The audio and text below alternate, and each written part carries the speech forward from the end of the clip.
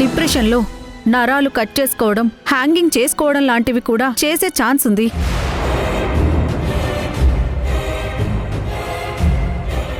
ఇలాంటి వాళ్ళని ఎట్టి పరిస్థితుల్లో ఒంటరిగా ఉంచకూడదు. ముఖ్యంగా చీకటికి చాలా దూరంగా ఉంచాలి. నలుగురితో కలిసిపోయేలా చేసి వాళ్ళ ఒంటరితనాన్ని మర్చిపోయేలా చేస్తే మళ్ళీ నార్మల్ అవుతారు. ఇలాంటి పేషెంట్స్కి మంకు పట్టు ఎక్కువగా ఉంటుంది. వాళ్ళు చేసిందే రైట్ అనుకుంటారు. మనం తప్పని చెబితే నా ఇష్టం, నాకు నచ్చింది నేను చేస్తాను, చేస్తే తప్పేంటి అని రివర్స్లో మాట్లాడతారు. వీళ్ళని చాలా స్మూత్గా డీల్ చేయాలి. వాళ్ళ దారిలోకి మనం వెళ్ళి వాళ్ళని మన దారిలోకి తెచ్చుకోవాలి. అక్కకిచ్చిన మాటని నేను నిలబెట్టుకోవాలి. ఆరాధ్యని ఫోబియా నుంచి మామూలు మనిషిని చెయ్యాలి. మీ ఆరాధ్యకి బాగా ప్రాబ్లం అనిపిస్తే ఒకసారి హాస్పిటల్కి తీసుకురండి, కౌన్సిలింగ్ చేద్దాం. అలాగే డాక్టర్.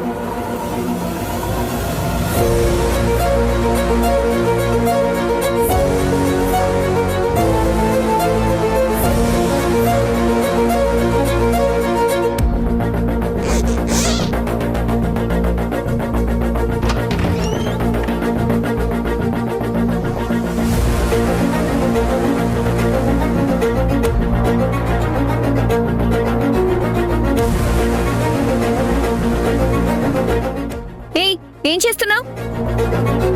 ఎందుకు నా బట్టలన్నీ సదురుతున్నావు? ఇక మీద నువ్వు ఒంటరిగా ఈ రూమ్లో ఉండద్దు ఆరాధ్య.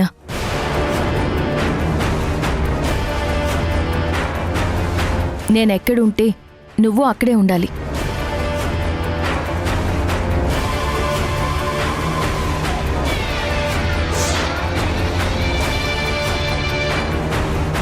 పదమ్మా, నా రూమ్కి వెళ్దాం. నా చెయ్యొద్దులు. ఆరాధ్య, నేను చెప్పేది వినమ్మా. నా రూమ్లో అయితే నీతో పాటు నేను, రిషి, శశి కూడా ఉంటాం. నువ్వు రాత్రిళ్ళు భయపడినా, నీకేదైనా జరిగినా నేను, పిల్లలు నీకు తోడుగా ఉంటాం. అందరం ఉండి కూడా ఒక్కదానివే ఒంటరిగా ఇలా రూమ్లో ఉండడం మంచిది కాదమ్మా. పద వెళ్దాం. సింధు, ఆరాధ్య రూమ్లో నువ్వేం చేస్తున్నావు? చూడమ్మా, ఇక నుంచి నేను తనతో పాటు తన రూమ్లోనే ఉండాలంట. ఏంటి సింధు ఇది? ఆరాధ్యని తనకి నచ్చినట్టు ఉండనివ్వా? నీ ఇష్టాల్ని బలవంతంగా తన మీద రుద్దాలని చూస్తావేంటి? ఆరాధ్యవి చిన్నపిల్ల కాదు, టీనేజ్ గర్ల్. తను ఒంటరిగా ఉండగలదు, ఉండాలని తను అనుకుంటుంది కూడా. సింధు, నీకు ఆల్రెడీ చెప్పాను, ఆరాధ్యకి ఎలాంటి రెస్ట్రిక్షన్స్ పెట్టకుండా తనని ఫ్రీగా ఉండనివ్వమని. ఎందుకు పదే పదే ఆరాధ్యని కంట్రోల్ చేయాలని చూస్తున్నావు? మధు, నువ్వు అనవసరంగా ఇన్వాల్వ్ అవ్వకు. రాత్రి తను ఎంతలా భయపడిందో నువ్వు చూసావు కదా. ఇలా ఒంటరిగా ఉంటేనే అలాంటి సమస్యలు వస్తాయి. అందుకే నాతో పాటు నా రూమ్లో ఉండమంటున్నాను. ఆరాధ్య నీతో పాటు నీ రూమ్లో ఉంటే తనకి ఉన్న ప్రాబ్లమ్స్ పోవటం కాదు కదా, ఇంకా కొత్త ప్రాబ్లమ్స్ క్రియేట్ అవుతాయి.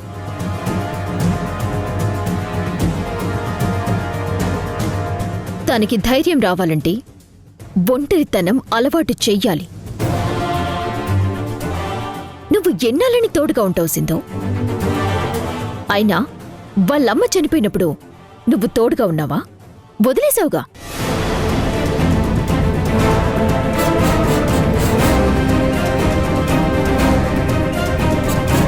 ఆరాధ్య చిన్నప్పటి నుంచి అనాథల హాస్టల్లో ఉంటే తోడుగా ఉన్నావా నువ్వు? అసలు పట్టించుకోలేదు కదా. మధు, జరిగిపోయింది కాదు, ఇక ముందు జరగాల్సింది ముఖ్యం. అమ్మ ఆరాధ్య, నేను డాక్టర్తో మాట్లాడాను. నువ్విలా ఒంటరిగా ఉండకూడదు అని చెప్పారు. ఇలా ఒక్కదానివే ఉండడం వల్ల నీకు చాలా ప్రమాదం అని కూడా చెప్పారు. ఎప్పటికీ నేను నీకు తోడుగా ఉంటాను. నన్ను నమ్మమ్మా.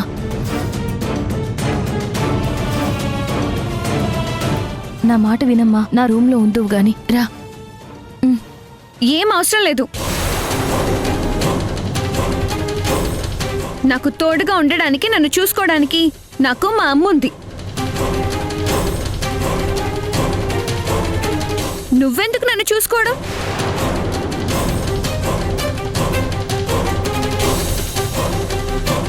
ఇన్నాళ్ళు లేనిది ఇప్పుడు కొత్తగా ఈ కేరింగ్ ఏంటి? అయినా నేనెలా ఉండాలో, ఎక్కడుండాలో నాకు తెలుసు. నేను నీతో ఉంటే నా ప్రాబ్లం సాల్వ్ అవ్వడం కాదు కదా, అమ్మ చెప్పినట్టు కొత్త ప్రాబ్లమ్స్ వస్తాయి. అది కాదమ్మా.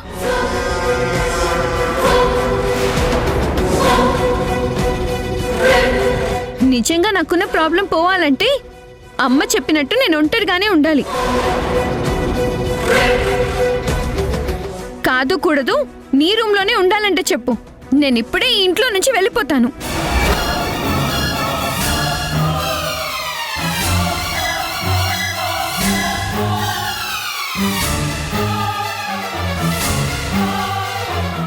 ఇలాంటి వాళ్ళని ఎట్టి పరిస్థితుల్లో ఒంటరిగా ఉంచకూడదు.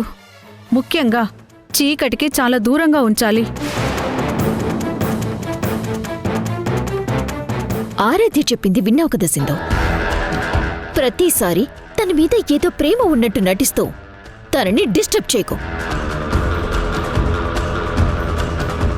ఆరాధ్య మంచి చెడులు చూసుకోటానికి అమ్మగా నేనున్నాను.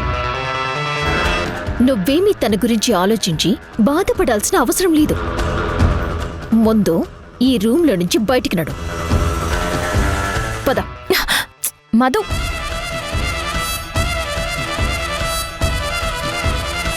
ఆరాధ్య,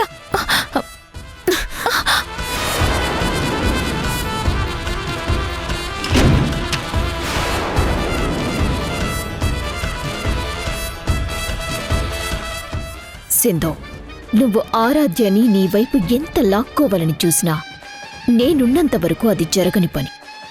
ఆరాధ్య నేను చెప్పినట్టే వింటుంది. ఎప్పటికీ నువ్వు తనని మార్చలేవు. ఆరాధ్యని అడ్డం పెట్టుకుని మీ అందరికీ ఎలా చెక్ పెట్టాలో అలా చెక్ పెడతాను. ఆరాధ్య,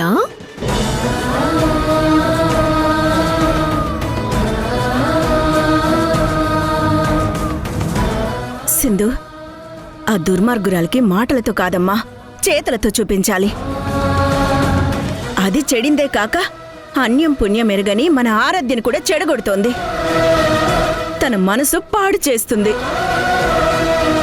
దీనికి ఏదైనా శాశ్వత పరిష్కారం చూపించకపోతే పరిస్థితులు మన చెయ్యి దాటిపోతాయి. నిజమే అత్తయ్య. డాక్టర్ చెప్పినట్టు ముందు మన ఆరాధ్యని ఈ సమస్య నుంచి బయటికి తీసుకొచ్చి తను మన అందరితో కలిసి ఉండేలా చెయ్యాలి.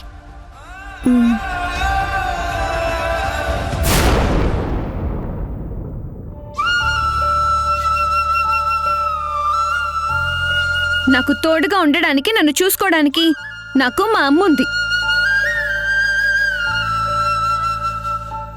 అయినా నేనెలా ఉండాలో, ఎక్కడుండాలో నాకు తెలుసు. నేను నీతో ఉంటే నా ప్రాబ్లం సాల్వ్ అవ్వడం కాదు కదా, అమ్మ చెప్పినట్టు కొత్త ప్రాబ్లమ్స్ వస్తాయి. అమ్మా, అమ్మా,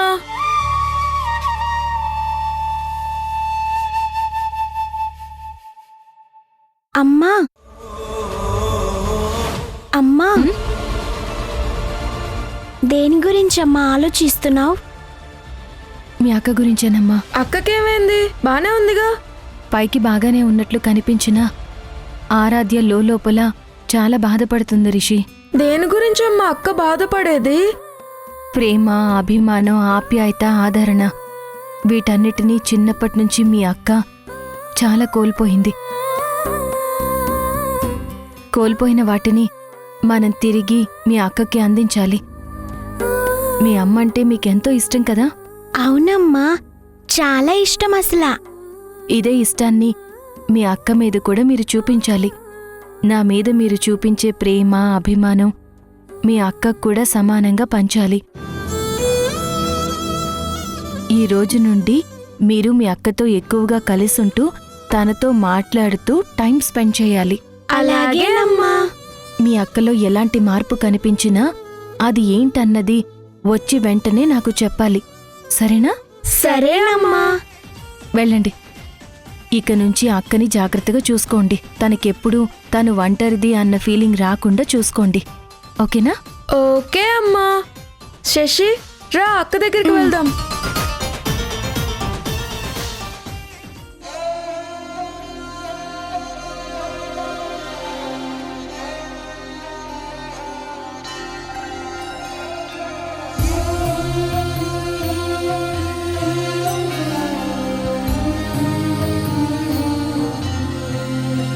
అమ్మా, నన్ను వదిలేసి నువ్వు దేవుడి దగ్గరికి వెళ్ళిపోయావు.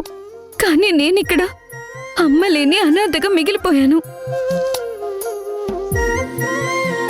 నేను నీ దగ్గరికి వచ్చేస్తానమ్మా. నాకిక్కడ ఉండాలని లేదు. నువ్వెక్కడుంటే నేను అక్కడే ఉంటాను. ప్లీజ్ అమ్మా, నీ దగ్గరికి వచ్చేస్తాను.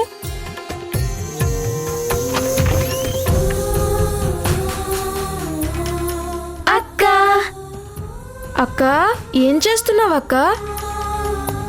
మా అమ్మతో మాట్లాడుతున్నాను. అదిగో మా అమ్మ.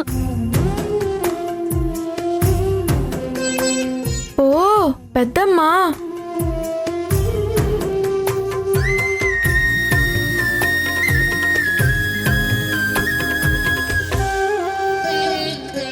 అక్క, పెద్దమ్మ అచ్చమ్మ అమ్మలాగే ఉంది అసలు. ఇంతకీ పెద్దమ్మతో ఏం మాట్లాడుతున్నావు అక్క? ఇక్కడ ఉండడం నాకు ఇష్టం లేదు.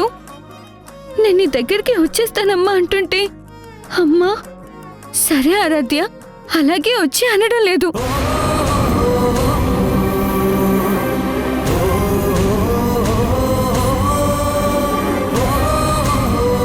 మా అమ్మ అంటే నాకు చాలా ఇష్టం. రిషి, శశి, మీరే చెప్పండి. మీ అమ్మ అంటే మీకు ఇష్టం కాబట్టే కదా మీ అమ్మతో ఉంటున్నారు. అవునక్క. మరి నేను మా అమ్మతో ఉండాలి కదా.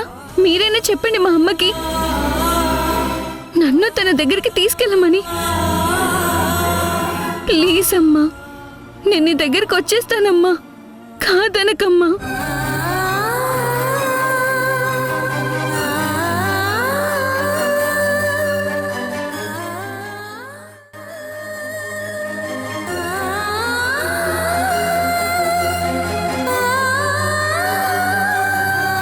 అమ్మా, అమ్మా. అక్కతో ఉండమని చెప్పాను కదరా, అప్పుడే వచ్చేసారేంటి? అక్కని చూస్తుంటే మాకు భయం వేస్తుంది, అందుకే వచ్చేసామమ్మా. ఏమైందిరా? అక్క వాళ్ళ అమ్మ ఫోటోతో మాట్లాడుతుంది. ఆ మాటలు వింటేనే మాకు భయం వేసిందమ్మా. ఏం మాట్లాడుతుంది? అక్కకి ఇక్కడ ఉండటం ఇష్టం లేదంట. తను వాళ్ళ అమ్మ దగ్గరికి వెళ్ళిపోతుందంట. అమ్మా, అక్కేమో పెద్దమ్మ ఫోటో చూసి నన్ను నీ దగ్గరకు తీసుకెళ్ళిపో అంటూ ఏదేదో మాట్లాడుతుందమ్మా. అలాగా? సర్లే, మీరు వెళ్ళి ఆడుకోండి. అలాగే అమ్మా. పద రిషి. డాక్టర్ చెప్పిందే కరెక్ట్. ఆరాధ్య స్లోగా డిప్రెషన్లోకి వెళ్ళిపోతుంది. వాళ్ళ అమ్మ దగ్గరకు వెళ్ళిపోతాను అంటుందంటే లైఫ్ మీద తనకి ఇంట్రెస్ట్ తగ్గిపోతుంది. లేదు, ఆరాధ్యని ఎలా అయినా సరే కాపాడుకోవాలి. అక్కకిచ్చిన మాటని నేను నిలబెట్టుకోవాలి.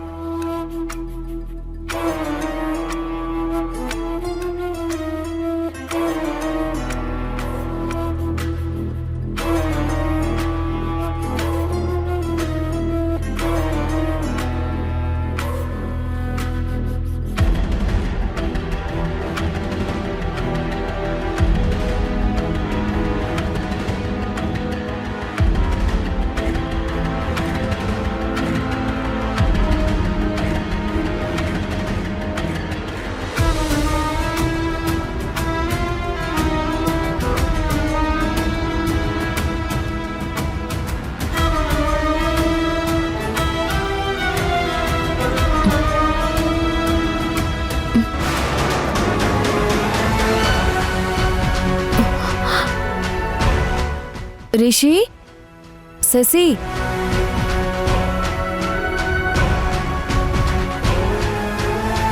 రిషి, శశి, ఎక్కడికి వెళ్ళారు వీళ్ళు?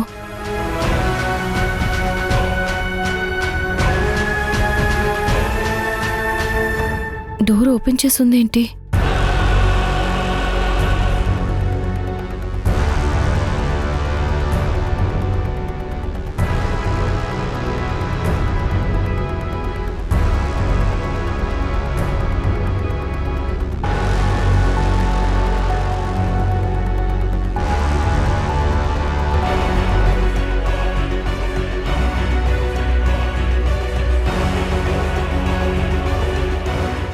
కిచెన్లోకి వెళ్ళారేంటి? ఏం చేయబోతున్నారు?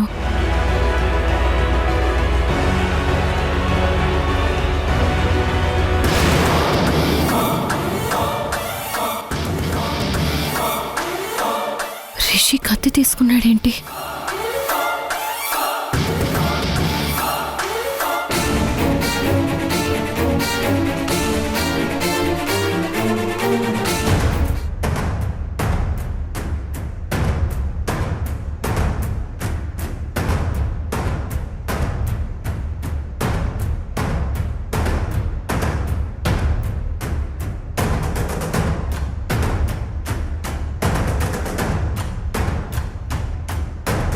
పిల్లలు అత్తయ్య వాళ్ళ రూమ్ వైపు వెళ్తున్నారేంటి?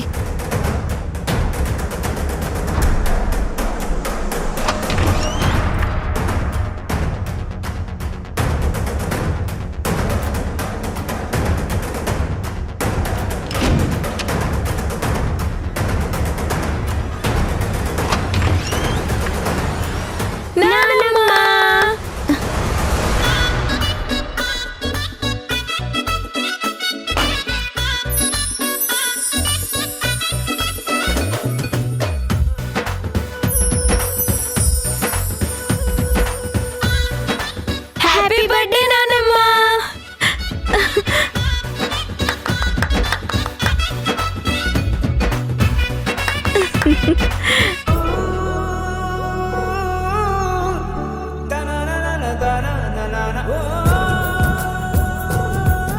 రిషి, శశి, మీ నానమ్మ బర్త్డే సెలబ్రేట్ చేయడానికా చీకట్లో అంత హడావిడిగా వచ్చారు? నేనైతే మీరు ఈ టైంలో ఎందుకు వెళ్తున్నారు, ఏం చేయబోతున్నారని ఎంత టెన్షన్ పడ్డానో తెలుసా? నా పుట్టినరోజు గుర్తుంచుకొని మరి నాకు మొదటగా విషెస్ చెప్పారు. థ్యాంక్స్ నాన్నా.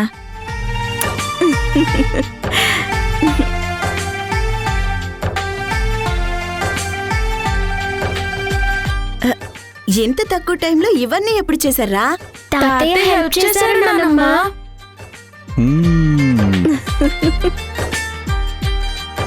చంద్ర, ఇదంతా నీ పనేనా? నీకు పుట్టినరోజు శుభాకాంక్షలు భార్యమణి.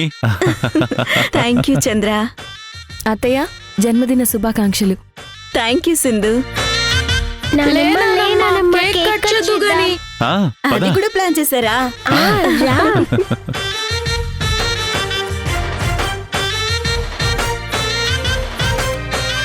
దాము, కేక్ కట్ చేయి.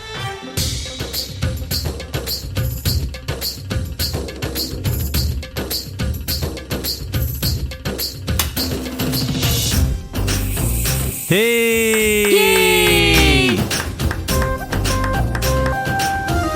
Happy birthday to you. Happy birthday to you.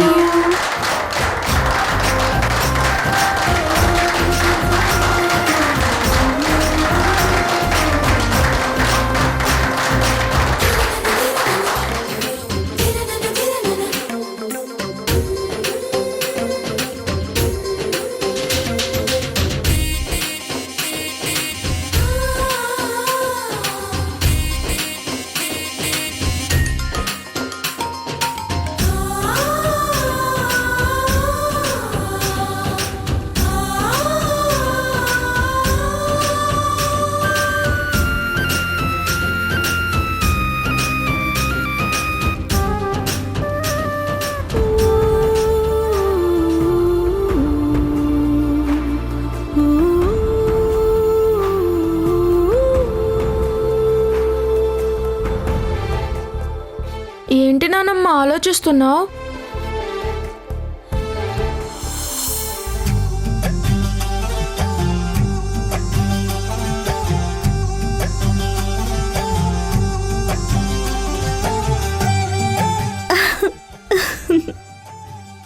Happy birthday అమ్మా. హ్యాపీ బర్త్డే నానమ్మ. హ్యాపీ బర్త్డే నానమ్మ.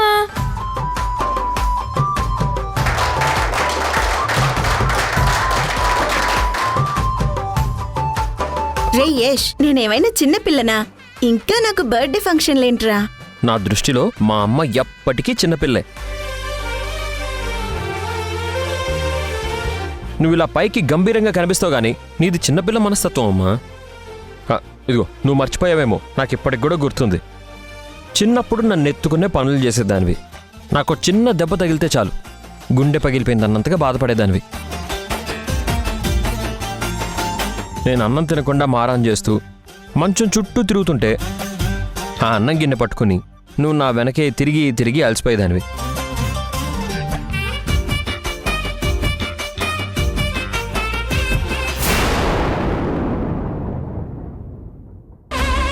సింధు, బయటికి రా. మిమ్మల్ని నమ్మి మేం కష్టపడి సంపాదించుకున్న డబ్బంతా మీకు కట్టాం. మేం కట్టిన డబ్బులు మాకు తిరిగి ఇవ్వకపోతే మీ కళ్ళ ముందే మా ప్రాణాలు తీసుకుంటాం. మీ ముందే అగ్నికి ఆహుతైపోతాం. ఏ, వద్దు. మీ ప్రాబ్లం ఎలా అయినా సరే నేను సాల్వ్ చేస్తాను. ఇంకా ఎన్ని రోజులని ఎదురు చూడాలి? నా ఇద్దరి పిల్లల మీద ప్రమాణం చేసి చెప్తున్నాను. మీ డబ్బు మీకు తిరిగిస్తాను. ఇప్పుడు నీ వల్ల ముగ్గురి ప్రాణాలు మంటల్లో కాలి బూడిద కాబోతున్నాయి.